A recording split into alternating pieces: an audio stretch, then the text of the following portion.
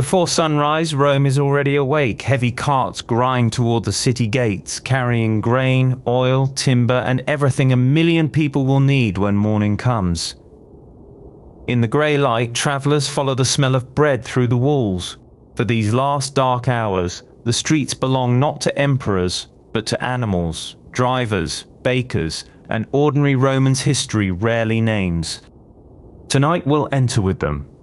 We'll climb a crowded apartment house, watch craftspeople at work, cross the Forum, visit the baths, and see how Rome changes after sunset. By the final lamp, we'll have followed one ordinary day from its first footsteps to its last. This is Camwood. Forget the dates and notice what history leaves behind.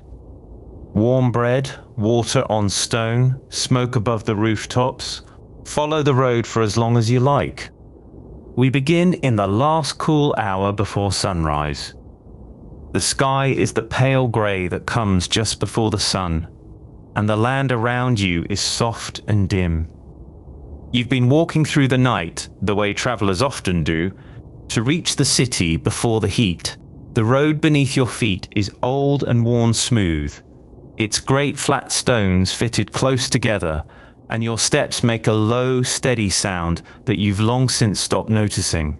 On either side, low fields and quiet tombs line the way, for the Romans buried their dead along the roads outside the walls, and the pale stones stand like patient watchers in the half-light. Ahead, the city is beginning to show itself. First, it's only a darker shape against the sky, a long, low line where the land should be flat. Then, as the light grows, the shape becomes a wall. The walls of Rome rise up brick and stone, taller than a house, running off to the left and to the right, farther than you can easily see.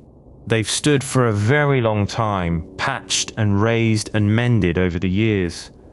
And the morning light finds the top of them first, warming the stone to a soft gold, while the road below is still in shadow. And then you see the thing that makes travelers slow their steps. Crossing the sky, high above the road, runs a line of arches. It's an aqueduct, one of the channels that carry water into the city from the hills far away. The great arches march along on their tall legs, stone upon stone, and somewhere up inside that channel, unseen, the water is moving as it's moved day and night for longer than anyone walking here can remember. You pass beneath it, and for a moment you're in its long shadow, and you might wonder, as many have, how much water travels over your head in a single quiet morning. Closer now, and the road is no longer empty. You aren't the only one who timed the journey for dawn. Carts have gathered near the gate. Heavy wooden things pulled by oxen and by mules, their wheels creaking. Their drivers half asleep on the benches. The biggest carts aren't allowed inside during the day, so the roads outside the walls fill up in the dark with everything Rome needs to eat and build and burn. There are sacks of grain and jars of oil sealed with wax and stone and timber, and baskets of things from the farms. The animals stand patiently, breathing out little clouds in the cool air, tails flicking, in no more of a hurry than you are. And now the smells reach you, layered one over another. First, the dust of the road, dry and faintly sweet, stirred up by hooves and wheels.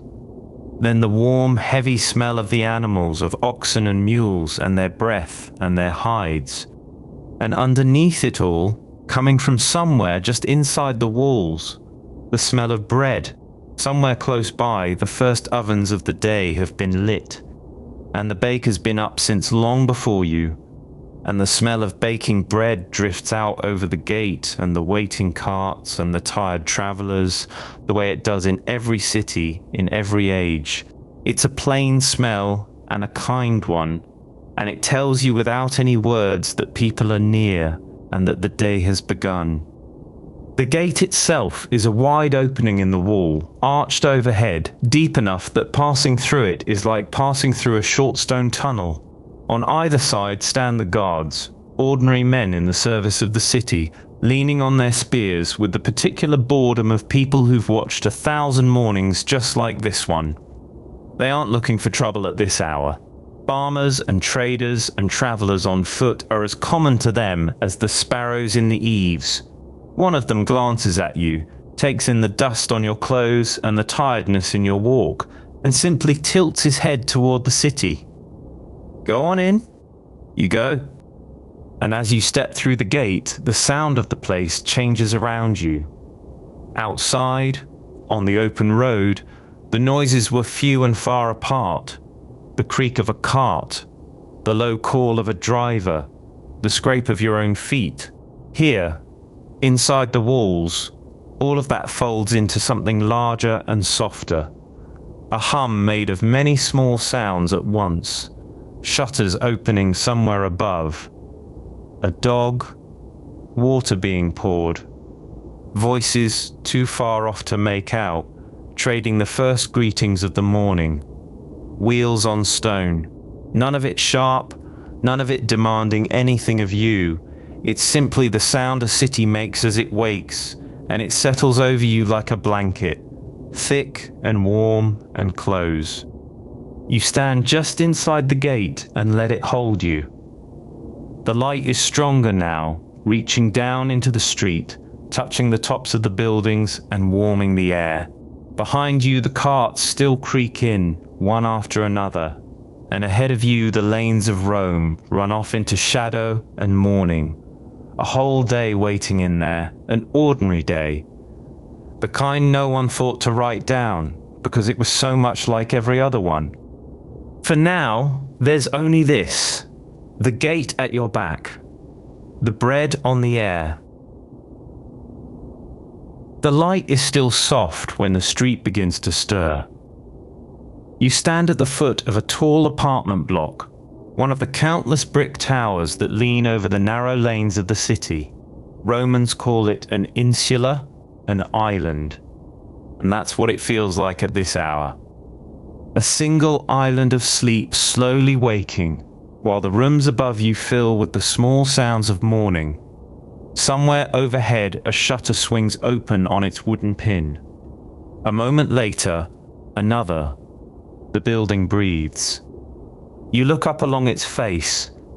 5 floors, perhaps 6, the higher ones patched and leaning, the lower ones solid with stone and painted plaster. Laundry hangs from a pole thrust out over the street, still damp from the night. A cage of small birds sits on a windowsill, and their thin morning song drifts down to you, mixing with the creak of hinges and the low murmur of voices behind the walls. The people who live near the ground have the best of it. Cool rooms with real floors and a door to the street. Those at the top climb many stairs each day and carry everything they need up with them. Water is one of those things. You watch a boy come out of a doorway with an empty jar balanced against his hip, barefoot on the worn threshold. He goes to the fountain at the corner where the water runs all day and all night, and he fills the jar until it's heavy, and then he turns and carries it back inside. Up he goes, floor by floor, the jar hugged close. Water for washing and for cooking and for the small clay cup by someone's bed. There are no pipes climbing these towers.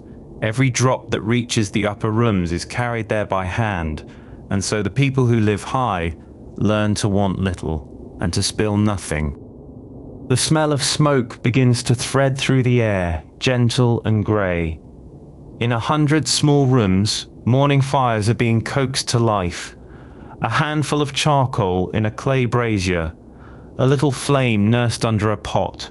There are no great chimneys here, only the smoke finding its slow way out through open windows, so the whole block seems to breathe out a soft haze into the cool light.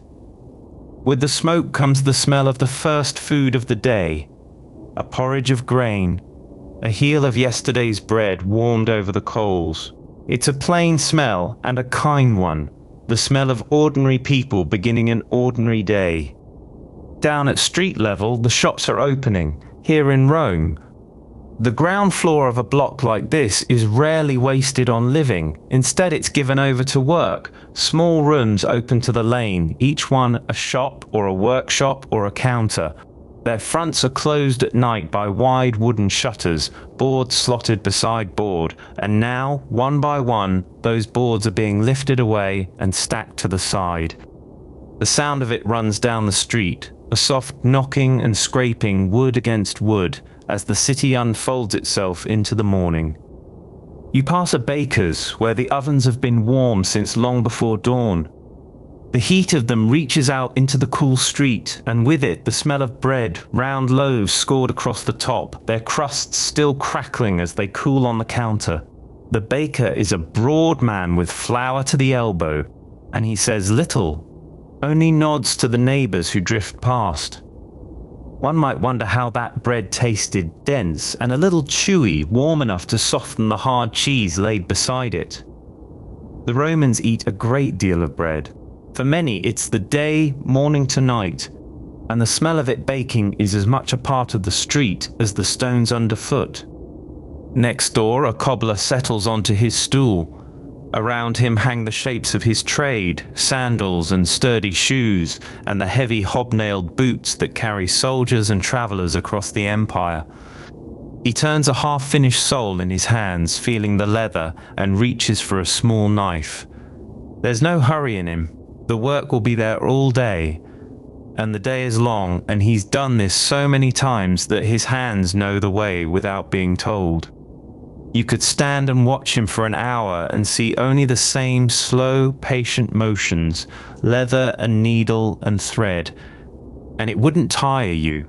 There's something restful in watching a man do a thing he's done 10,000 times. Across the way, a shopkeeper arranges his wares on the counter that opens to the street, jars of oil, small lamps of clay, whatever the neighborhood needs and can afford.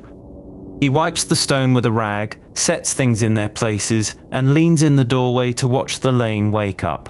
This is how the morning goes, each small trade lifting its shutter, each counter filling, the street slowly gathering its life around it.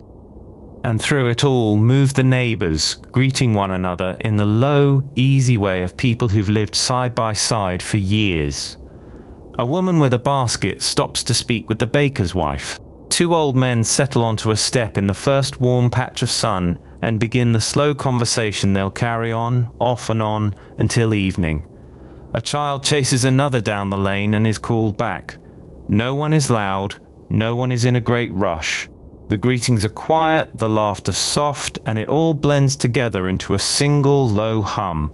The sound a crowded neighborhood makes when it's simply being itself. Above, the smoke keeps rising.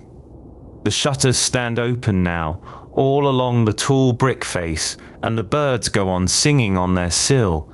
And somewhere a mother calls a name up a stairwell.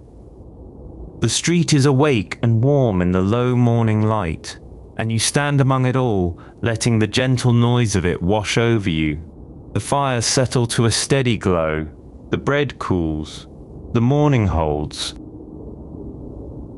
The morning has fully arrived now, though the light is still soft, still low, sliding down between the tall buildings in long, pale bars.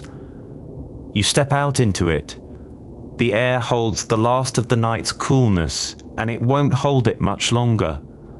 Already the stones beneath your feet have begun to warm. You walk without hurry, because there's no reason to hurry, and the street seems to agree with you, filling slowly, the way a cup fills under a thin stream of water. On the corner ahead there's a counter open to the street, a slab of marble worn smooth by years of elbows and coins and the wiping of cloths. Behind it a man moves quietly among his jars and baskets, arranging the day. This is where you stop. This is where a great many people stop on their way to wherever the morning is taking them, because a Roman rarely eats breakfast at home. Home is for sleeping. The street is for living, and the street is where you find your bread. And there's bread here, of course. Round loaves, flat and dense, the crust dark and dusted with the flour it was baked on. You break a piece away, and it gives with a soft tearing sound, and inside it's pale and close and still faintly warm from an oven somewhere down the lane. It tastes of grain and of ash and of very little else, and that's exactly as it should be. One might wonder how such plain bread could satisfy so many for so long, and the answer is that it did, day after day, for hundreds of years. Beside the bread there are olives in a shallow dish, small and wrinkled and glistening, cured in salt and brine until they've given up their bitterness. You take a few. They're sharp and oily and they wake the mouth. And there's wine, though not the wine you might imagine. It's poured from a jug and then cut with water, mixed until it's thin and pale. More a drink for the thirst than for the head. To take wine unwatered, in the morning, on the street, would mark a person as strange or as troubled. So you drink it the way everyone drinks it, watered and mild, and it washes the salt from your tongue. You eat standing or leaning the way the others do. No one lingers long over this meal. It's fuel, taken plainly, and there's a kind of ease in that, a lack of ceremony. Around you, a few others do the same, nodding to the man behind the counter, saying little, chewing, watching the street the way you're watching it. The morning doesn't ask anything of any of you yet. When you move on, the lanes have begun to narrow around you. This is the true shape of the city, not the broad avenues, but these tight veins between the buildings, wide enough for two people to pass, or a person and a donkey, or a person and a small cart if everyone is patient. The walls rise up on either side, plastered and cracked and painted over and cracked again, and here and there a scrawl of letters someone left in the night, a name, a word, a boast. The upper floors lean out overhead until they nearly touch, and the sky becomes a thin, bright ribbon far above. Underfoot, the stones are old. They're large and irregular, and fitted together with a craft that no one thinks about anymore because it was done so long ago and has simply always been there. Years of feet have worn the tops of them smooth and slightly hollow, and in the low places from last night's washing or a spilled jar, a little water still stands, catching the light. You feel the shape of each stone through the soles of your sandals, the small rise and dip of them, the coolness where the sun hasn't yet reached, the growing warmth where it has. It's an old and steady feeling, walking on stone that so many have walked before. The lane fills as you go. Shutters are folded back. A shoemaker sits already at his low bench, turning a piece of leather in his hands, not yet working, just looking at it. A woman leans from an upper window and draws in a line she'd hung across to the wall opposite. Somewhere a child is complaining softly and being answered softly. The sounds gather and overlap, and none of them is loud. They blend instead into a single low hum, the sound a city makes when it's simply awake and going about itself, a sound you stop hearing as separate voices and begin to feel as a kind of warmth around you. The vendors are the clearest voices in it. A man with a tray slung from his neck moves through the narrow way, calling out what he carries, not shouting, only pitching his voice to carry a little, the way a person does who's called the same words 10,000 mornings and knows exactly how much breath they need. Hot things, or sweet things, or small cheeses, or figs. Another calls from a doorway where he set out his goods. Their words run together and lose their edges, and after a while you don't listen for the meaning of them at all. They become part of the hum, rising and falling, near and then far, a voice ahead of you and a voice behind. You could walk this lane for a long time and never reach its end because it forks and joins and forks again, and every turning looks a little like the last, and there's no need to know exactly where you are. The morning carries you along at its own slow pace. The light moves down the walls as the sun climbs. The stones grow warmer. The smell of bread follows you a little way and then gives over to other smells, smoke and leather, and the faint green of herbs from an open door. and the street goes on humming around you, unhurried, full and gentle, neither beginning nor ending, only continuing the way it has every morning for longer than anyone walking it can remember. There's nowhere you must be, there's only the lane and the warm stone underfoot, and the soft blended sound of a city awake.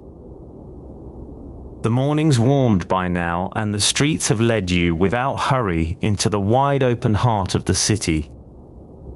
This is the Forum. You feel the change before you fully see it. The lanes that pinched close between tall buildings fall away, and the sky opens above you. The ground underfoot shifts from packed dirt and worn cobbles to broad paving stones, smooth and pale, still cool in the places the sun hasn't reached. You slow your steps. There's no reason to rush across a space like this. All around you, columns rise. They stand in long rows, holding up the roofs of temples and halls, and the marble of them catches the climbing sun and holds it, glowing a soft honey color where the light falls, and staying a quiet gray where it doesn't. Some of the stone is painted, though the paint's faded to gentle washes of red and ochre. Some of it is bare, veined with faint lines like the surface of still water. You tilt your head back and follow one column up to where it meets the sky, and for a moment you just stand there, small beneath something built to outlast everyone who walks past it. The business of the day is beginning, but it begins gently here, the way a stream begins. Men in togas cross the open square in twos and threes, their voices low, their sandals scuffing softly on the stone. They're not in a hurry either. They pause to greet one another, clasp a hand, lean close to trade a word, then part again and drift on toward whatever brought them out this morning. Their robes are white or the color of old cream, and they move like slow clouds across the pale ground. Along the edges of the square run the porticos, the covered walkways where the columns give shade. You step beneath one out of the growing warmth, and the light turns soft and cool around you. Here, the smaller life of the Forum gathers. At a low table sits a money changer, his coins laid out before him in careful rows, bronze and silver, some worn nearly smooth from 100 hands before yours. He weighs a coin on a small balance, watching the little arms settle, and slides it across the wood without a word. Beside him, a man counts under his breath, his lips moving, his finger tracing down a wax tablet. A little further on, a letter writer has set up his stool. For a few coins he'll write for those who can't, and someone stands before him now, an older woman perhaps, telling him slowly what she wishes to say. He listens, nods, and presses his stylus into the wax, forming the words letter by letter. You can't hear what message passes between them, and it isn't yours to hear. You only catch the small scratching of the stylus and the low murmur of her voice, and then you move on, and the sound folds back into the general hum of the place. That hum is the true sound of the Forum at mid-morning. It isn't loud, it's many small things layered together until they become one soft, continuous thing, like rain on a roof or wind moving through a far-off stand of trees. Somewhere, a group of men argue points of law, but gently, their disagreement worn down by long practice into something almost like music. Somewhere else, two friends laugh quietly at a joke you'll never learn. A vendor at the edge calls out what he's selling, warm bread or figs or cups, of something cool, and his voice rises for a moment and then settles back down. No single sound demands anything of you. Together they make a kind of quiet, the busy quiet of a place where thousands of small lives brush past one another and move on. You walk along the edge of the open square, keeping to the shade where you can. The temples watch over everything from their high steps, their great doors stand open, and now and then someone climbs the stairs to stand a moment in the cool dark within, then comes back down into the light. Pigeons gather on the steps and along the ledges, grey and unbothered, lifting into short flights when a foot comes too near and settling again a moment later. A cat lies stretched along the base of a column in a warm bar of sun, entirely at peace, watching the world through half-closed eyes, as if it too had all the time it could ever need. The sun keeps climbing. You can feel it now on the top of your head when you step out from the shade. A gentle weight, not yet the heavy heat of the afternoon, but a promise of it. The paving stones that were cool an hour ago have warmed beneath your feet. The shadows of the columns have grown short and sharp, pooling close around their bases. Dust hangs in the slanting light where it falls between the buildings, drifting, turning, catching the sun like the finest of gold. You watch it move for a while, that slow, endless drift of dust in a beam of light, and it asks nothing of you at all. There's talk everywhere, and none of it is urgent. A boy runs a message from one end of the square to the other and disappears through a doorway. An old man sits on a step and simply watches the crowd, the way you're watching it, content to let the morning pass in front of him. Somewhere a fountain runs, and beneath all the voices you can just make out the steady sound of its water, patient and unhurried, the way water always is. It's been running since before the sun came up. It'll run long after you've gone. And so the mid-morning settles over the forum like warm light over stone. There's nowhere you need to be, nothing you need to do but stand in the shade of these old columns and let the gentle noise of the city wash around you, rising and falling, going nowhere. The marble glows, the voices blend and soften. The dust turns slowly in the sun. The workshop sits a little back from the street, in the shade of a wall the morning sun hasn't reached yet. You step down from the lane into a room that smells of wet earth and old smoke. This is where the potter works, and has worked for years, and where his father worked before him. The floor is packed clay, swept smooth by generations of bare feet. Along one wall, finished jars stand in patient rows, waiting for the kiln, or waiting to be carried away. The potter is already here. He was here before the neighbors opened their shutters, before the bakers pulled the first loaves from the oven.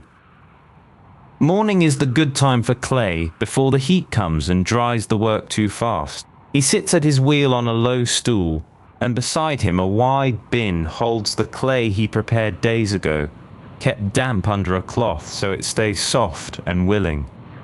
He takes a lump of it in both hands. You watch him weigh it, turn it, feel it the way you might test a piece of fruit for ripeness without looking. Good clay around Rome comes from the riverbanks and the hills nearby, dug and cleaned and left to rest. The bad bits, the stones and the roots were picked out long ago. What's left is smooth and heavy and cool, and it holds the shape of his fingers wherever they press. The wheel is a simple thing. A heavy stone disc below, turned by his foot, and a smaller disc above where the work takes shape. He sets it spinning with a push, and it keeps its rhythm, low and steady, a soft grinding hum beneath everything else. He wets his hands in a bowl of water at his side. Then he sets the clay down at the center and leans in. There's a moment at the start where the clay wobbles and fights him. It rides off center and wants to fly loose. His hands close around it, firm and calm, and he presses until it stops arguing and settles into the middle.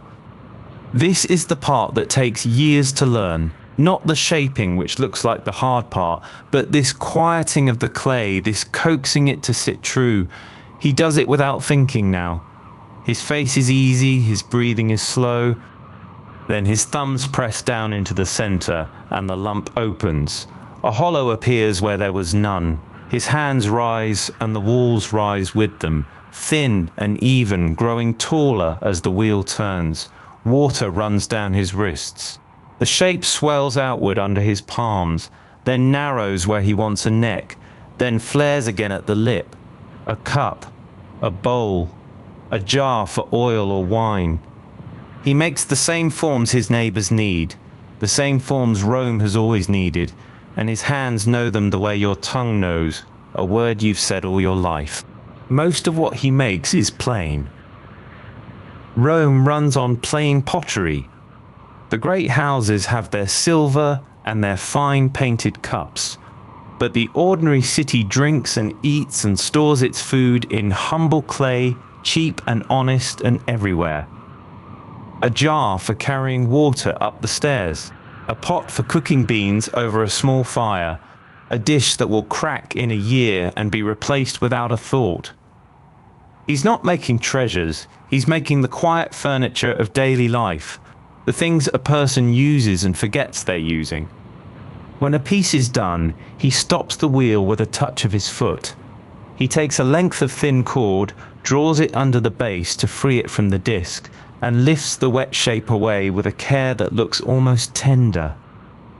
He sets it on a board with the others, and there they sit in a soft grey row, gleaming a little where the water hasn't dried yet. They can't be touched now, or handled, or fired. They only have to wait and grow firm slowly in the shaded air. The morning goes on like this: lump, and center, and open, and raise, and cut, and set aside. Then another lump. The wheel hums and stops and hums again. Outside the doorway, the street fills with its ordinary noise, carts and voices, and a dog barking somewhere. But in here the sound is small and close, the scrape of the stool, the trickle of water, the low turning of the stone. A man alone with a task he's done 10,000 times and will do 10,000 more, and which asks nothing of him but his hands and his patience. He doesn't hurry, there's no reason to hurry. The clay sets its own pace, and he's learnt to move at that pace and no faster. When a piece rises wrong, when the wall grows thin on one side, or the shape leans where it should stand straight, he doesn't curse it. He just folds it back into a lump, wets his hands again, and begins. The clay forgives. It can always be gathered up and made new, right up until the fire takes it and fixes it forever. By the time the sun clears the wall and reaches into the doorway, the boards along the bench hold a good morning's work. Cups and bowls and small jars drying in their rows, waiting for the day they'll be carried out to the neighbors who need them. The kiln in the yard is cold now. That's work for later, for a day when enough pieces have dried to fill it. For now there's only the making, and the making is nearly done. The potter rinses his hands a last time and dries them on the cloth at his hip. He runs a palm across the smooth clay of the newest jar, checking it, satisfied. Then he stills the wheel and lets it come to rest. The hum fades. The room grows quiet in a way it hasn't been all morning, and in that quiet you can hear the city again, going about its own 1,000 tasks beyond the door. He sits a moment longer, hands loose in his lap, looking at the work laid out to dry. There's nothing more the clay needs from him today. The tools are set down, the wheel is still, and the morning's work settles softly into the quiet of the room. The morning has warmed by now, and your feet carry you toward a sound you've been hearing without noticing. It's water. Somewhere ahead, at the corner where two lanes meet, a public fountain runs, and it never stops. All through the city these fountains sit, low basins of stone with a steady stream falling into them, and the water simply keeps coming, hour after hour, whether anyone is there to catch it or not. In a quiet moment you can hear it from a street away, a soft and constant murmur under everything else, like the city breathing in its sleep. You come to the fountain and stand a moment at its edge. The basin is carved from a single block of stone, worn smooth and pale where 1,000 hands have rested. Water pours from a spout shaped long ago into the face of a lion or a river god, or some old figure whose name the neighborhood has forgotten. The stream is thin and bright, and it catches the light as it falls. Around the lip of the basin, the stone stays dark and cool and damp. and a little moss has found a home there, green in the cracks. The overflow slips away down a channel in the street, running off to rinse the gutters, and it too never quite stops. People come and go here all day. A woman sets down her jar and waits for it to fill, tilting it under the spout, and the sound changes as the vessel grows heavy, a deeper note settling in. A child has been sent for water and struggles a little with the weight of the trip home, holding the jar against a hip the way everyone learns to eventually. An old man simply cups his hands and drinks, and wipes his mouth and lingers. No one hurries. The fountain is a place to pause, and everyone treats it as one. Most of the homes here have no water of their own. The great houses of the rich have pipes run straight to their gardens and their pools. But for ordinary families, the fountain is where the day's water comes from, and so the fountain is where the neighborhood meets. You hear the small talk of it now, low and easy. Someone asks after a sick child and is told the fever has broken. Someone mentions the price of oil has crept up again. A marriage is talked over, and a birth, and the plain business of who is well and who is not. It's not gossip so much as the slow knitting of people who see one another every single morning. The news of a street travels by its fountain. You dip a hand into the falling stream. The water is cold, colder than the warm air around it, and clean, and it runs between your fingers and is gone. It's easy to take for granted standing here, but this water has come a very long way to reach your hand. It began in the hills, many miles from the city, in springs and lakes tucked among green country you'll likely never see. There the Romans found the cleanest water they could and gathered it, and then they set about bringing it home. They built long channels of stone and brick to carry it, sloped so gently downhill that the water is coaxed forward by nothing but its own weight and the patient pull of the land. For mile after mile the channel runs, mostly hidden, buried underground, or tunneled through the rock of a hillside, following the shape of the country as it goes. And where the land falls away into a valley, the channel doesn't fall with it. Instead, the Romans raised it up on arches, those tall bridges of stone you may have walked beneath on your way into the city, stepping across the low ground on rows of arches so the water can keep its slow and steady descent. Up there, out of sight at the very top, the stream runs on in its stone trough, hidden from the birds, moving toward the city at a walking pace it has kept the whole way. Some of these channels are older than anyone alive can remember. Some are newer. Together they pour more water into the city each day than the people could ever drink, and the surplus is what keeps the fountains running without rest. It's a strange and gentle thing to think about, standing at the basin, that somewhere out in the hills, right now, in country gone quiet under the same sun, water is entering a channel and beginning the long journey that ends here at your feet. It will take its time. It will slip through the dark of the tunnels and cross the high arches and come at last into the city. And it will arrive without anyone watching it arrive, and it will fall from the mouth of this worn stone lion as if it had always been here and always would be. No one at the fountain thinks about it much. The water simply comes, the way morning comes, and they fill their jars and carry it home. You watch a while longer as the little crowd thins. The woman lifts her full jar and turns for home, water darkening the stone where a few drops have spilled. The child manages his burden and wobbles off up the lane. The old man finishes his lingering and goes, "For a moment the fountain is yours alone, running its patient stream into the basin, filling and overflowing and filling again, talking quietly to itself. The sound of it stays with you as you move on. It follows you a little way down the street, that soft and endless falling, and then it fades under the other sounds of the day, and then it's only a feeling, a coolness at the edge of the warm morning. Somewhere behind you the fountain goes on running, and it will run all through the afternoon and into the evening, and long past dark, when the lanes are empty and no one is there to hear it. Water from the far hills arriving in the night, falling and falling into the worn stone, keeping the city company while it sleeps. The sun has climbed to the top of the sky now, and Rome has begun to lean into the middle of its day. The light falls straight down between the tall buildings, and the shadows that stretched long across the streets in the morning have pulled themselves in close gathering at the feet of walls and columns.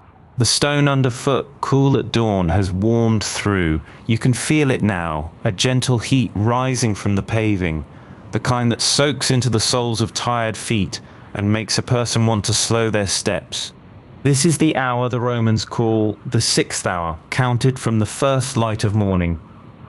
It's the middle of the working day, the point where the sun hangs at its highest and the city takes a long, slow breath. Work doesn't stop all at once. It thins, it softens. A hammer that rang steadily through the morning strikes once more, then falls quiet. A voice that called out prices from a doorway lowers to something closer to a murmur.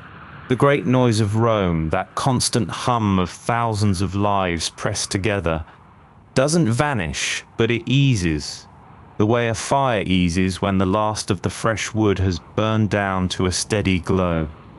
You find a counter along a narrow lane, one of the small eating places that open straight onto the street. A stone bench, a wide opening, and behind it a few clay jars set into the counter itself. Warm dishes kept ready for anyone passing by. The midday meal here is a light one. Romans save their real eating for the evening, when the day's work is done and there's time to recline and linger. At noon they eat simply, standing or leaning, taking only enough to carry them through the warm afternoon. There's bread, of course, always bread, torn from a round loaf, still faintly warm at its center. There are olives, dark and glistening, and a little salted cheese. Perhaps a few figs, soft and split, or a handful of grapes gone sweet in the heat. Some cold fish left from the morning, a dish of lentils, a scatter of boiled eggs. Nothing heavy, nothing that needs a fire lit fresh at this hour. You eat slowly, and the flavors are plain and good. The taste of ordinary days repeated 10,000 times across the city. Beside you, a man in a workman's tunic leans on the counter and does much the same. He doesn't hurry. He tears his bread, chews, looks out at the street, says a word or two to no one in particular. The keeper of the counter wipes the stone with a damp cloth and lets the quiet sit. There's no rush to fill the moment with talk. The heat has settled that question already. Words come slow or not at all, and both are welcome. Out in the lane, the shopkeepers have begun to draw things in. The wooden fronts that were lifted and propped open at dawn are being lowered again, halfway enough to throw a band of shade across the goods and to signal that trade for now can wait. A cobbler sets his last and all aside and settles onto a stool in the shadow of his doorway. A woman pulls a cloth over her basket of loaves and leans back against the cool of the wall. The market that filled the morning with its calling and its bustle grows still, stall by stall, as if the whole street were lowering its voice together. The heat is the reason for all of it. In the height of summer, the middle of the day is too much for hard work, and long ago the city learned to bend around that fact rather than fight it. Better to rest in the worst of the sun and take the work up again when the light has softened and the shadows lean back out across the stones. So the shutters draw closed, the awnings sag, and the streets, which never truly empty, grow thin enough that you can hear single sounds, again sounds that the morning crowd had swallowed whole. A dog lies stretched in a strip of shade, its side rising and falling. Somewhere above you a shutter is pulled to, and the small dark room behind it grows cool and dim. From an upper window comes the sound of a child being hushed, a mother's low voice, and then quiet. Water drips somewhere, slow and even, into a basin you can't see. A cart stands abandoned by a wall, its driver gone off to find shade and a bite of bread. Its mule dozing in the traces with one hip cocked and its ears gone soft. In the finer houses, behind their high walls, the same slowing is taking place in grander form. There, the master of the house withdraws from the morning's business, the callers and the accounts and the letters, and lies down for a rest through the worst of the heat. The Romans have a word for this pause, this stretching out in the middle of the day, and it's a habit that runs from the poorest room to the richest. High and low, the city agrees on this one thing. The middle of the day belongs to rest. You finish the last of your bread and the last of your watered wine, cut so thin it's really more water than wine, cool against the warmth of the air. You set the cup down on the stone. There's nowhere you need to be. The morning's tasks are behind you, and the afternoons haven't yet begun. Between them lies this quiet hour, this soft hollow in the middle of the day, when even a busy city agrees to be still. The heat holds everything gently in place. The light lies flat and golden on the closed shutters. A breath of air moves down the lane, warm and slow, carrying the faint smell of bread and dust and sun-warmed stone. Voices have dropped to almost nothing. The great forum a few streets away, so full of movement an hour ago, has hushed to a low and distant murmur, no louder now than the sound of water in a far-off fountain. And so Rome pauses, not asleep, not quite, but resting, its thousands of small lives leaning into the shade together, waiting out the brightest hour. There's nothing that needs doing now, nothing to hurry towards, only the soft heat and the stillness. The city breathes slow, the shadows hold still, and the light waits, in no hurry, to lengthen once again. The afternoon sun has grown heavy, and you turn off the street toward the baths, the way half the city does when the day's work loosens its grip. There's no hurry in the crowd around you. People drift toward the great doors the way water finds the low ground, unthinking, drawn by habit and the promise of warmth. A few coins, buy your way in, a small price, less than a cup of wine, and the doorkeeper barely looks up as you pass beneath the arch and into the cool shade of the entrance hall. Inside, the noise of the streets falls away. In its place comes a softer sound, the murmur of many voices held low, none of them raised, all of them blurring together until the words are lost and only the tone remains. It's the sound of people with nowhere else to be. It gathers under the high ceilings and settles like a warm fog, and you feel your shoulders drop a little just to hear it. You leave your clothes in a small niche, folded and watched over, and step out onto the floor. It's warm underfoot, warmer than stone has any right to be, and there's a reason for it, though you may not think of it now. Somewhere below, out of sight, slaves feed a fire that never fully dies. The heat travels through hollow spaces beneath the floor and up inside the walls, so that the whole building breathes warmth from below, from every side at once. You stand a moment and it rises through the soles of your feet. There's an order to these rooms, a slow ritual known to everyone here without a word being spoken. You begin in the warm room, the one they call the tepidarium, where the air is gentle and the light comes soft through small, high windows. Here, bodies loosen. Here you sit on a bench of warm marble and let the day settle. And the sweat comes slowly, and there's no rush to move on. Around you, others do the same. Some talk quietly, some lie back with their eyes closed, and no one thinks it strange, for that's half of why they came. When you're ready, and only then, you pass into the hot room.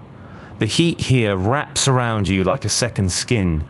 Steam hangs thick in the air, softening every edge so that the people across the room become shapes rather than faces, and their voices reach you as if from underwater.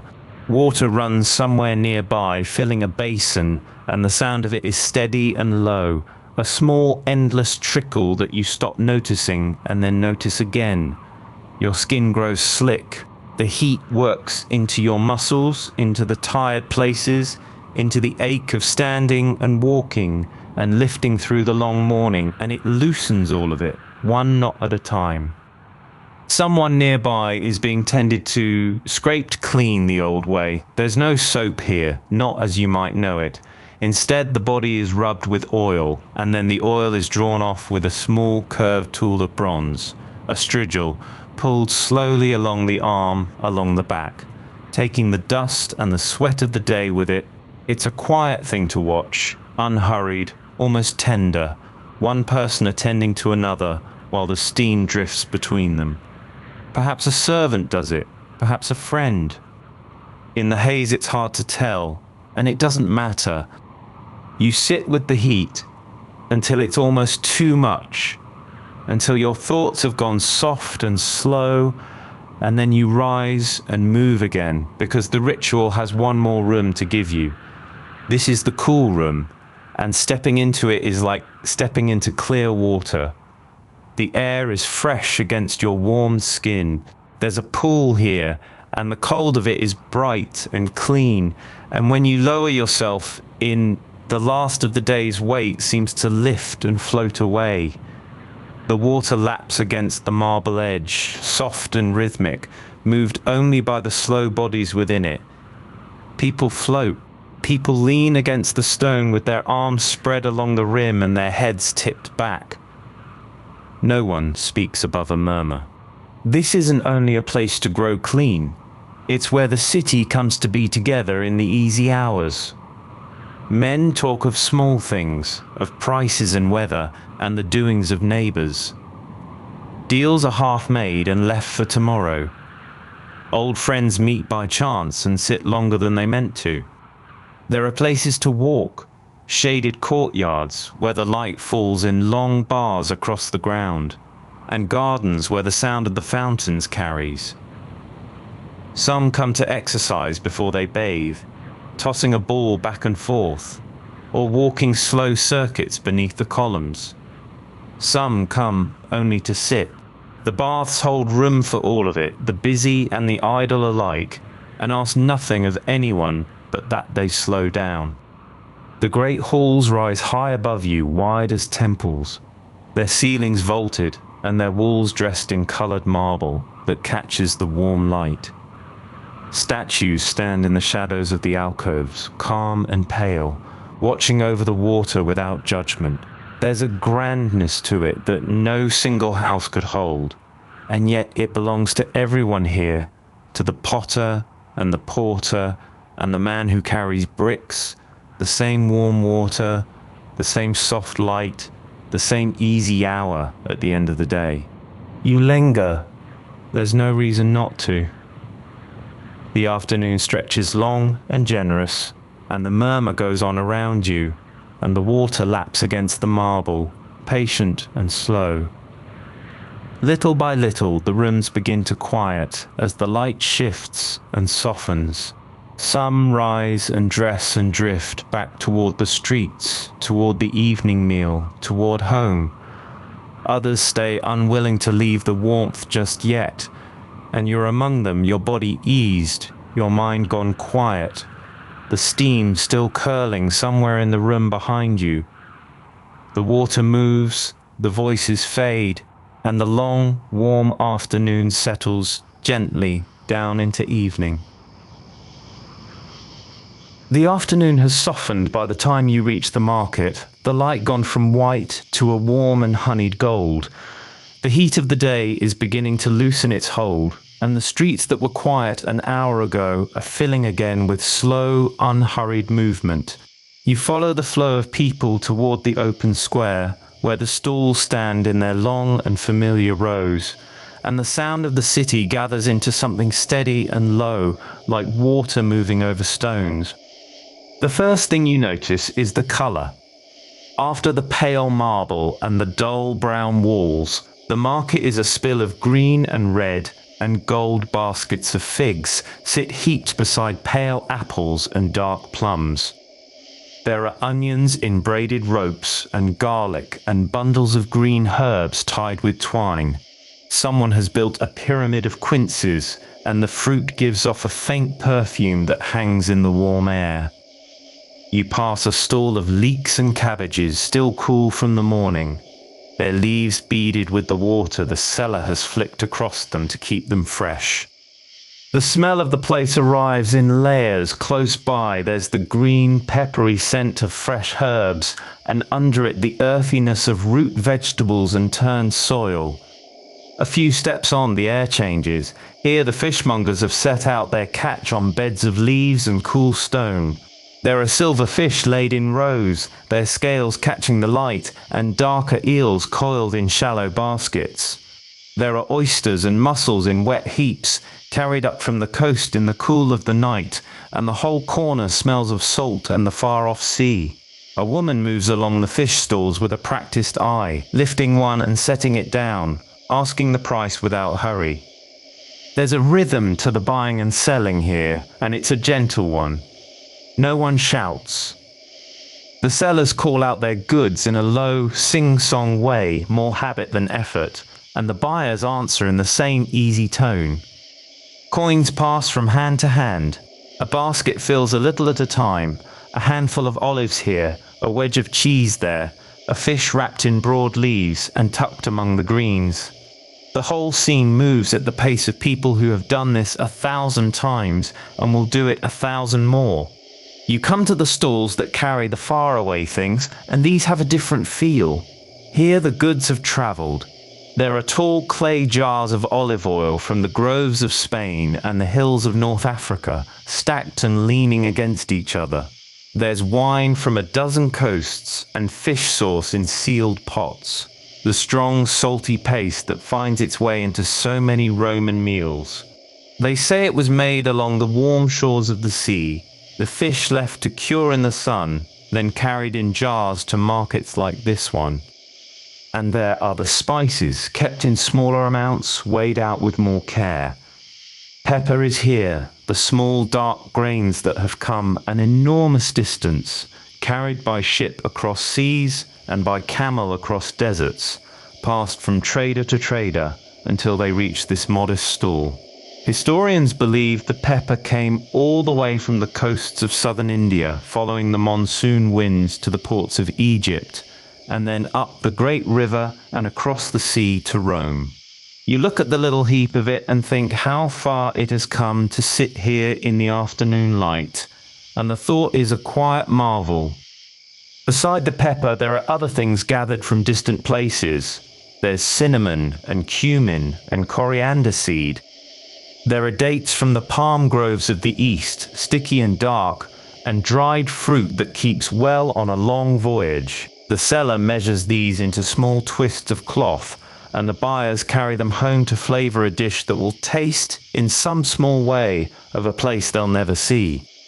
A whole world is folded into this one square, carried here across water and sand, and set out on wooden tables between the cabbages and the fish.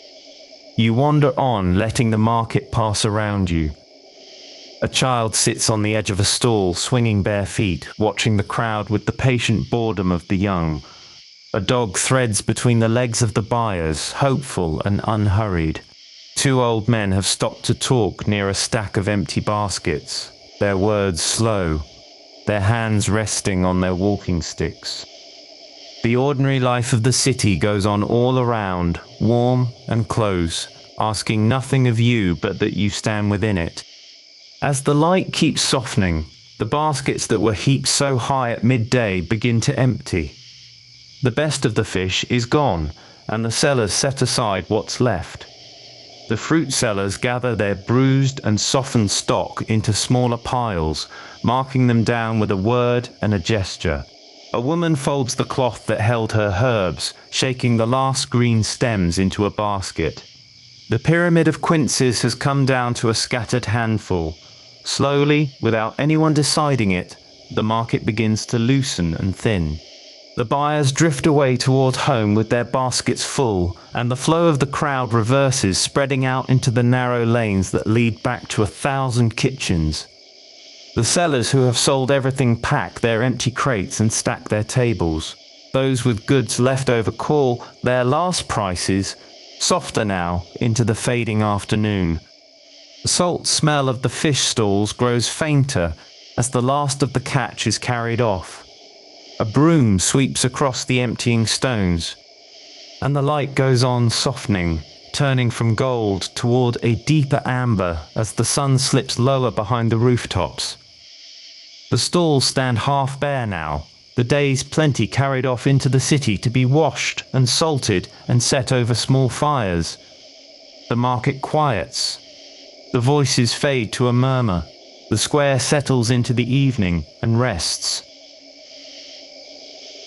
The afternoon has softened by now, and the light in the streets has turned the color of honey. You feel it on the walls of the buildings, warm and low, the kind of light that comes when the sun has given up its climb and begun the long slide toward evening. And with this light comes a change in the city. The lanes that were busy with errands begin to fill with a different sort of movement. People are drifting. They're not hurrying to work or carrying baskets home. They're walking towards something together, in twos and threes, in whole families, and you find yourself drawn along with them without quite deciding to be. This is the hour when Rome goes to watch. On some days it's the theatre, where the crowds settle beneath a great curved wall of stone to see actors in painted masks. On other days, the greater days, it's the races. Far across the city lies a long hollow of a place, a valley of sand and stone built for chariots, and on race days it swallows a crowd so large that no one can quite count it. The sources say it could hold more people than most of us will ever see in one place. Tens of thousands, packed shoulder to shoulder along the tiers, all of them turned toward the same strip of sand.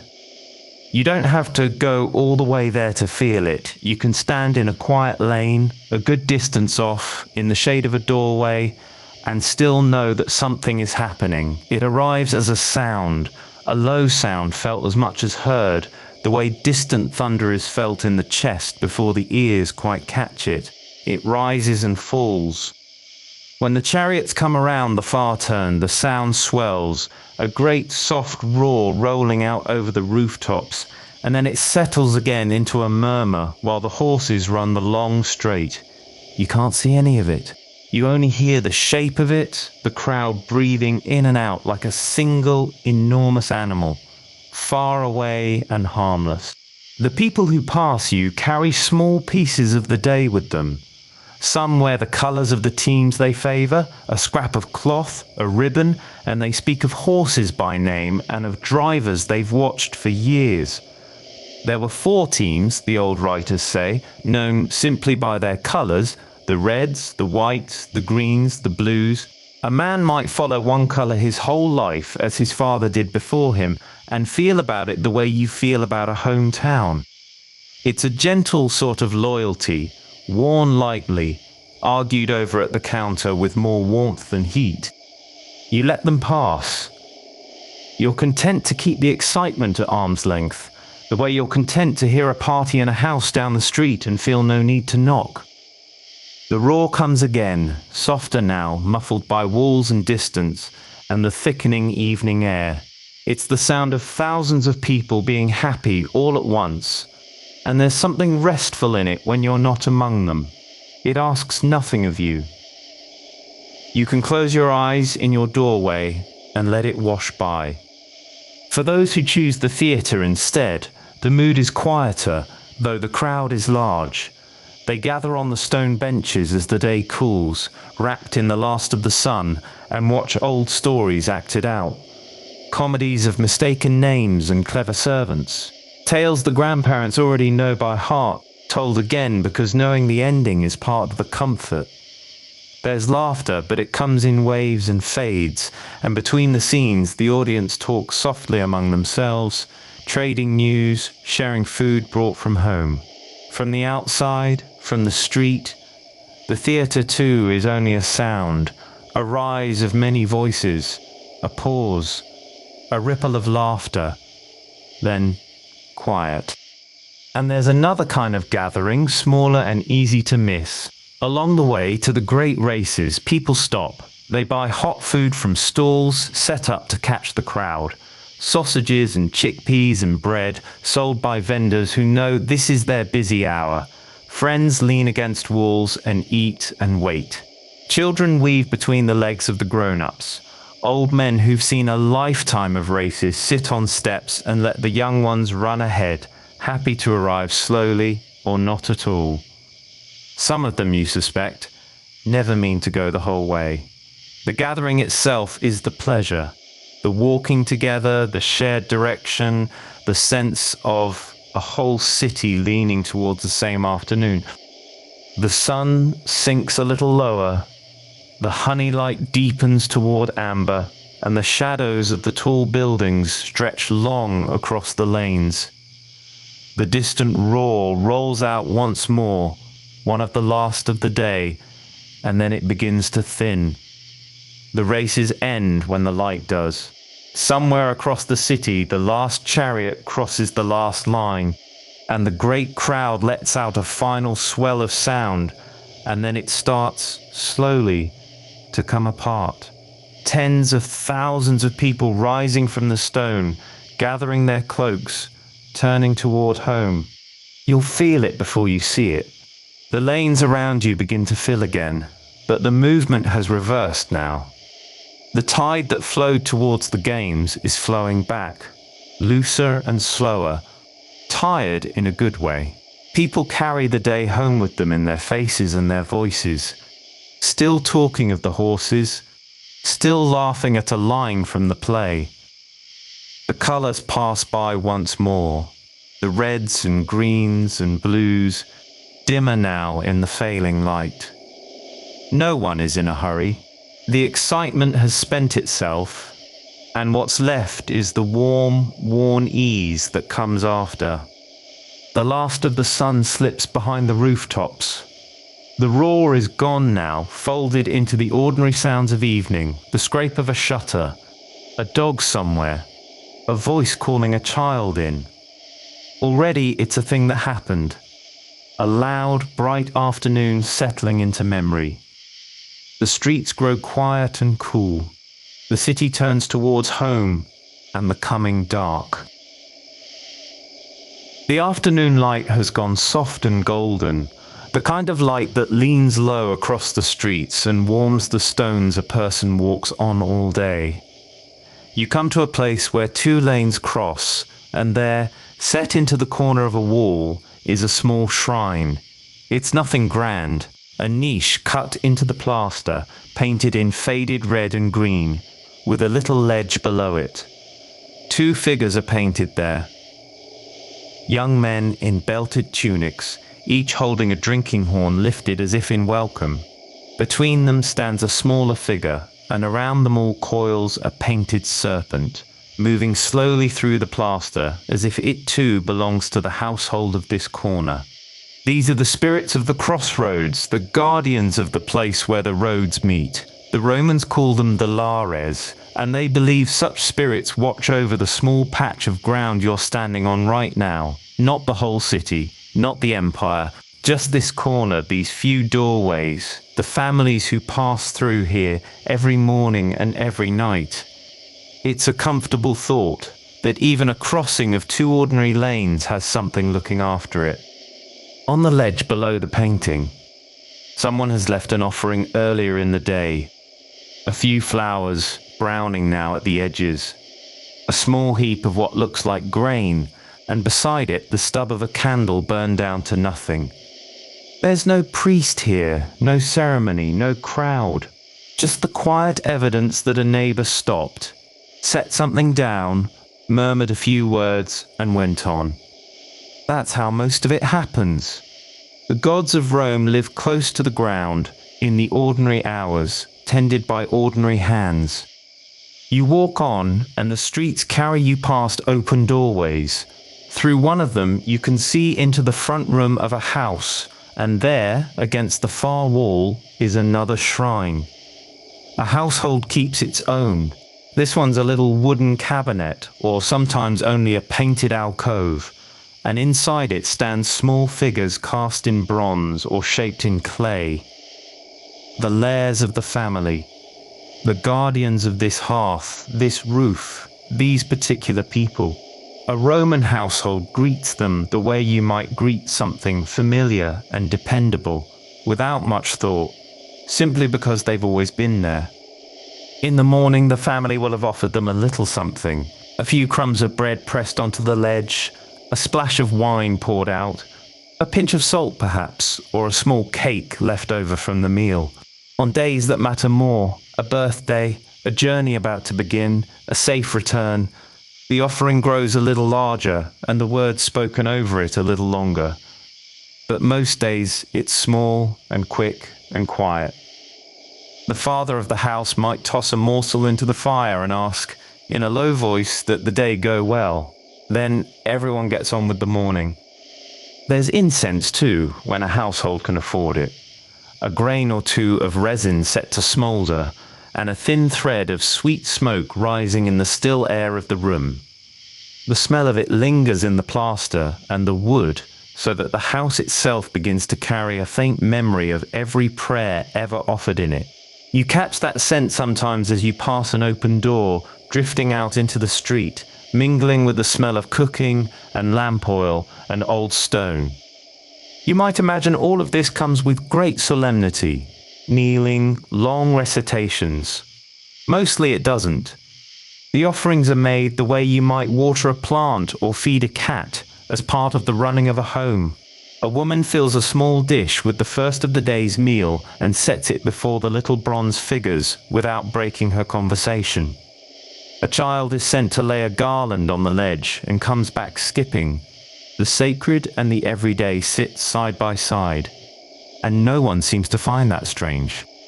Beyond these small guardians of hearth and crossroads stand the great gods, the ones whose names fill the temples on their high platforms, with their tall columns and their wide steps.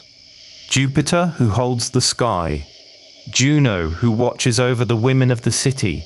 Minerva, of wisdom and of craft, whom the weavers and the potters and the school teachers hold dear. Mars, of war, and, older than that, of the fields and the spring. Vesta, whose fire is never allowed to go out. These are grander spirits, tended with grander ceremony, but the ordinary Roman meets them mostly in passing, with a glance towards a temple front or a coin dropped in thanks. And around all of them gather the old stories. The Romans tell them the way any people tell the tales they grew up with, half believing, half simply enjoying the telling. The poems say that Venus was the mother of the man from whom Rome itself descended, and so the city likes to think of her as something like an ancestor. The poems say that Mars fathered the twins who were left by the river and raised by a she-wolf, and that one of them, in the end, gave the city its name. Whether anyone truly believes the she-wolf, or only loves the story of her, it's hard to say, and perhaps the two aren't so far apart. The tales are repeated at firesides and in schoolrooms, passed from the old to the young, worn smooth as river stones by all the mouths that have told them. For now, though, the great gods and the old poems can rest where they are. Here on this quiet corner, it's only the small guardians that matter. The painted young men with their lifted horns, the browning flowers, the last thread of incense rising and thinning into the evening air.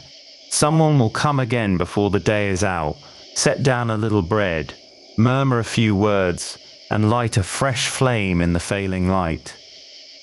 The corner keeps its watch, the house keeps its own, and the city settles a little lower into the gold, tended by 1,000 small hands unseen. The lamps are lit early now because the light outside is going soft and golden and won't last. You climb the stairs of the apartment block while the day lets go of the city, and the sound of the street below thins out with every step. A man is drawing his shutters closed. Somewhere a child is called in from a doorway. The smell of the evening meal is already moving through the building, drifting up the stairwell, warm and plain and welcoming. Inside, the room is small and the ceiling is low, and this is where the family spends its evenings. A single clay lamp burns on a shelf, its little flame leaning and steadying. Leaning and steadying. The oil in it smells faintly of the olive groves it came from. The light it gives isn't bright. It reaches the middle of the room and no farther, and everyone gathers into that circle of light without thinking about it, the way people always drift toward warmth when the day is done. The main meal comes in the evening after the work is finished. In a home like this one, there's no grand dining room, no long marble table. There's a low wooden table, worn smooth at the edges, and around it a few couches or simple benches where the family reclines and leans and settles in. The rich of Rome like to dine lying down, propped on one elbow through long, slow feasts. And in an ordinary home the idea is the same, only smaller and quieter, a family easing back against cushions at the end of a long day. The food is simple, and there's comfort in how familiar it is. There's bread, of course, dense and a little chewy, torn by hand rather than cut. There's a pot of vegetables that's been cooking slowly, maybe beans or lentils softened with a little oil, maybe cabbage or leeks. There might be a handful of olives, dark and salty, and a small dish of cheese. On a good evening, there's a bit of fish, or a few eggs, or something bought fresh from a stall on the way home. Most nights, it's the same handful of humble things, and no one minds, because the point of the meal isn't the food alone. There's wine, watered down until it's soft, poured into cups that have seen years of evenings like this one. Romans rarely drank their wine straight. They mixed it with water, sometimes with a little honey, and it became a mild and easy thing, something to sip slowly rather than to chase. The cup passes, the bread passes, a hand reaches across the low table and takes another olive. No one is in a hurry. The hurry of the day has been set down at the door like a heavy basket. The sound of it is mostly low talk. Someone recounts a small thing that happened at the fountain, or in the workshop, or on the crowded stairs. Someone laughs, quietly, at nothing in particular. There are pauses that no one feels the need to fill. The talk moves the way the lamp flame moves, drifting and returning, never sharp, never loud. Outside the window, the street has gone nearly silent, and the silence makes the little room feel even smaller and even safer. A warm hollow carved out of the evening. The children eat and grow heavy-eyed. A younger one has stopped talking altogether and only watches the flame the way children do, until the watching turns to nodding. An older one still picks at the last of the bread. The grandmother, if there is one, sits nearest the lamp where the light is kindest and says little and misses nothing. This is the shape of countless Roman evenings, repeated in 1,000 small rooms across the city on the very same night, each family gathered into its own circle of lamplight, each meal humble and warm and enough. You can smell the oil of the lamp and the last warmth of the cooked food, and underneath it the faint smell of the stone walls themselves, cool and old. The floor is plain, swept clean.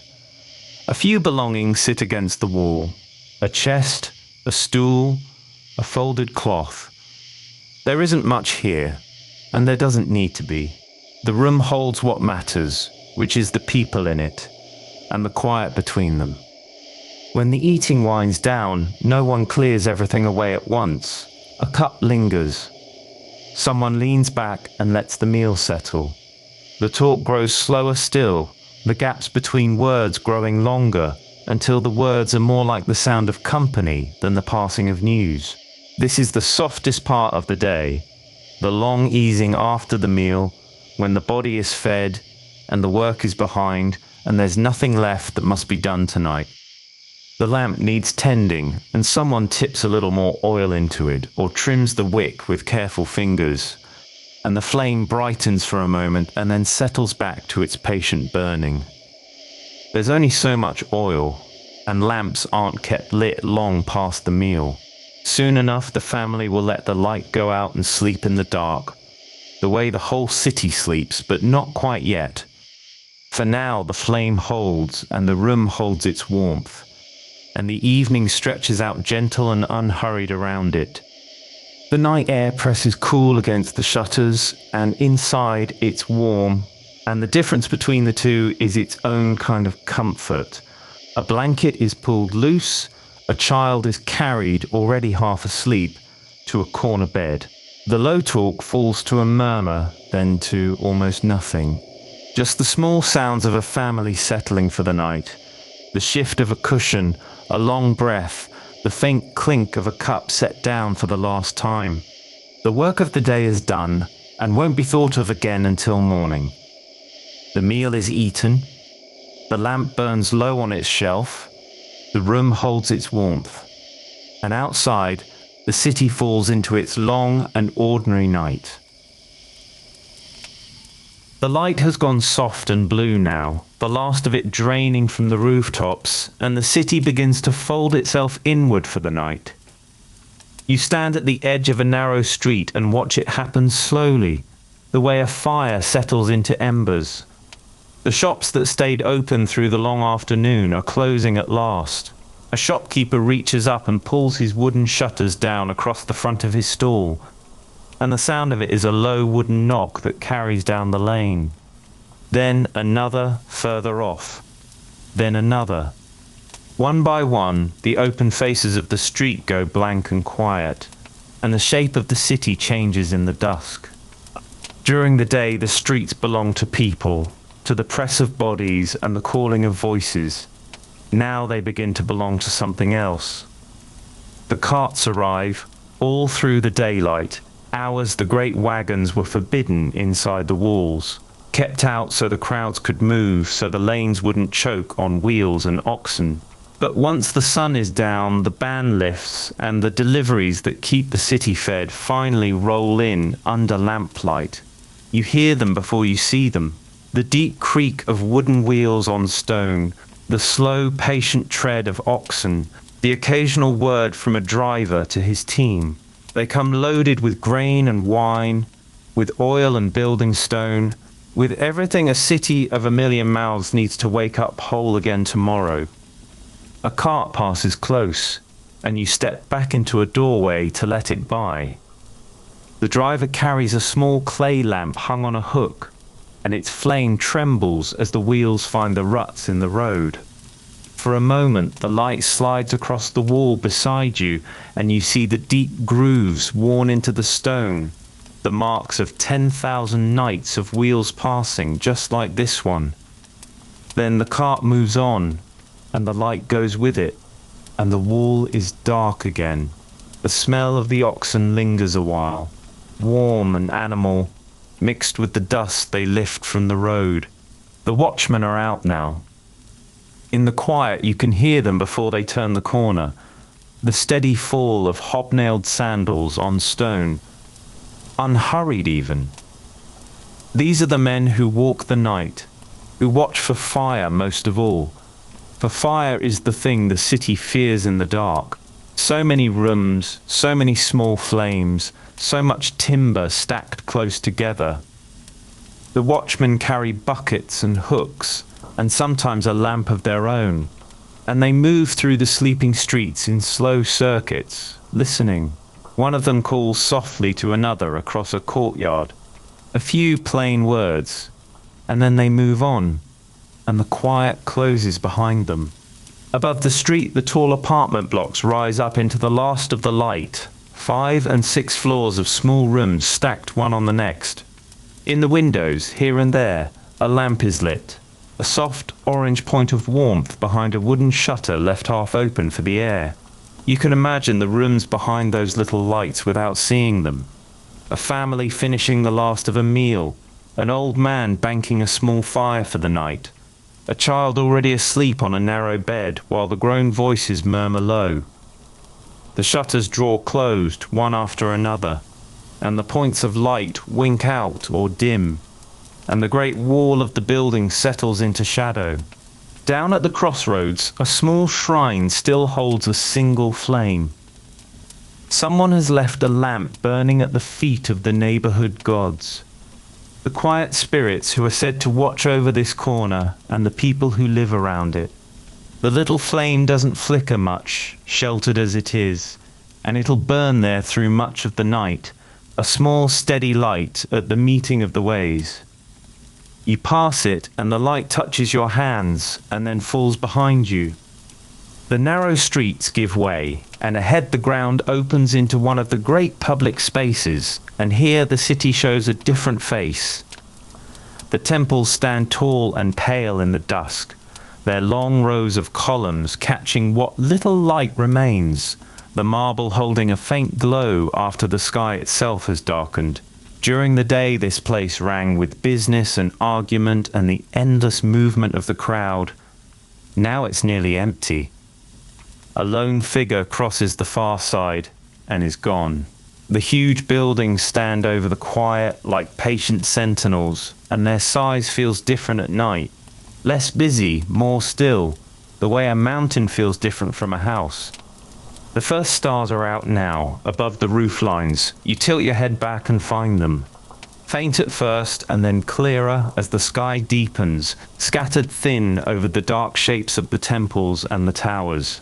The same stars the sailors steer by, the same ones the farmers watch for the turning of the seasons, hanging now over a city settling towards sleep. A little wind moves through the columns and carries the smell of the day away, the smoke and the dust and the crowds, and leaves the cooler smell of stone and coming night. The sounds grow fewer. The cart still moves somewhere off in the dark. Their wheels are low and distant grinding that never quite stops, the city feeding itself while it rests. A dog barks once far away and then thinks better of it. The fountains keep running as they always run, the water spilling soft and endless into the stone basins, a sound so constant that the ear stops hearing it and only feels it, like breathing. The watchmen pass again on their round, further off now, their steps fading down some other street.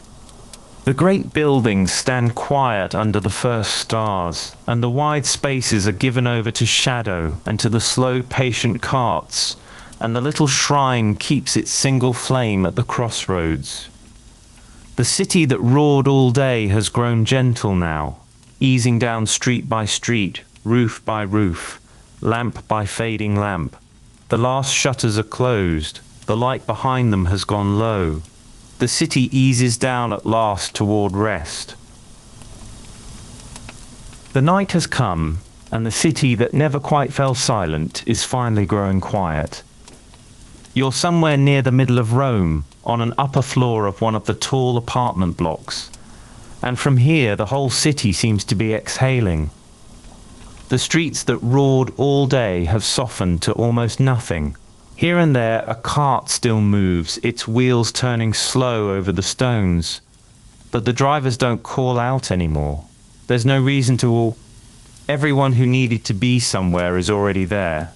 Below you and around you, in 1,000 small rooms stacked one above another, the fires are burning low. All day these little hearths and braziers cooked the beans and the bread and the porridge that fed the families here. Now they're only embers. A soft orange glow rests in each one, the last of the day's warmth, giving off the faint smell of wood smoke and ash. No one feeds them anymore tonight. They're left to fade on their own, the way a tired mind lets go of the day.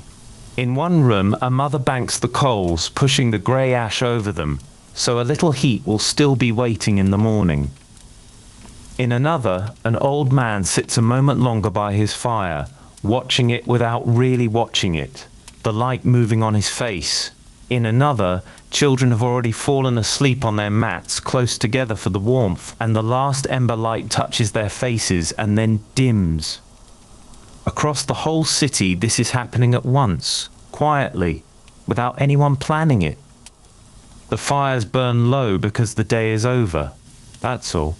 Outside, the air has turned cool. The heat that pressed down on the streets at midday has long since lifted, and now a gentle night air moves through the lanes and up along the walls. It carries the smells of the city home for the night, wood smoke and stone, and the far-off green of the gardens on the hills. It slips through the open shutters and stirs the edge of a curtain, and someone half asleep pulls a blanket a little higher without ever waking. The weight of it settles over them, warm and familiar, and they sink down under it into rest. And underneath all of it, so steady you'd forget it if you tried to notice, there's the water. The aqueducts that carried water into Rome all day don't stop at night. They can't. The water comes down from the distant hills on its own slow slope, mile after mile, through stone channels and across the tall arches. And it keeps coming while the city sleeps. It fills the great basins and spills into the public fountains. And there, on the empty corners, the fountains go on running to no one. The sound is very soft now that the crowds are gone. A low and constant whisper of falling water in this street and that street and the next, threading through the dark city like a quiet thought that never quite finishes. From your window you can hear it, that whisper, rising up between the buildings. It's the sound the city makes when it has nothing else to say. All the voices have gone quiet, the hammers and the cellars and the wheels, and what's left underneath them is only the water, patient and unhurried, running the way it has run for years and will run long after this night is done. There's something restful in knowing it won't stop. You don't have to keep it going. It keeps itself. The great buildings stand in the darkness now, the temples and the halls and the arches, pale shapes under the first stars. No one walks among them. The marble that caught the warm light of the day has gone cool and silver in the moonlight, and the long rows of columns throw soft shadows across the empty ground. A watchman may pass somewhere with a lamp, a small point of light moving slow along a wall, and then he's gone around a corner and the quiet closes back over the stones. The city keeps its old shapes through the night the way it keeps everything, without effort, simply by standing still. Far off, if you listen, a dog answers another dog and then thinks better of it. A shutter creaks somewhere and is still. These are the last small sounds of a city letting go of its day. They come farther and farther apart until the spaces between them are longer than the sounds themselves. And the spaces are only the water and the night air and the low steady dark. In the rooms all around you the breathing has slowed. The families who leaned back at their evening meal have long since put out the lamps, all but the smallest, and one by one even those little flames have been pinched to nothing or left to gutter down in their oil. The rooms go dark and warm. On the floors and the low beds, the people of the city lie under their blankets, close to the fading warmth of the fires, and the day's work is behind them now, every last piece of it, set down and finished, and not to be picked up again until morning.